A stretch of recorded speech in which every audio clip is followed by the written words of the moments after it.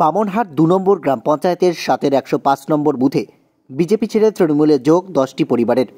রবিবার রাতে তৃণমূল কংগ্রেসের খুলি সভার মধ্য দিয়ে এই যোগদান কর্মসূচি আয়োজিত হয়। উপস্থিত ছিলেন অঞ্চল তৃণমূল কংগ্রেসের সভাপতি চঞ্চল কুমার রায়, যুব তৃণমূল কংগ্রেসের সভাপতি হানিফ শিকদার, অঞ্চল নেতৃত্ব রফিকুল ইসলাম ছাড়া অন্যান্য নেতৃত্বরা।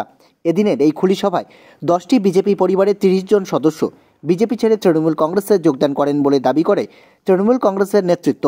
যদিও এই যোগদান প্রসঙ্গে বিজেপির তরফে পাল্টা কোনো প্রতিক্রিয়া পাওয়া যায়নি।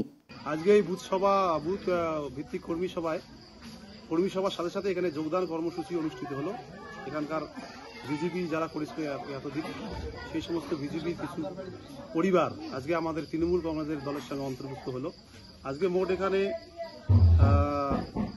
11টি পরিবার আমাদের ভারতীয় জনতা পার্টি ছেড়ে তৃণমূল কংগ্রেসে যোগদান করলো।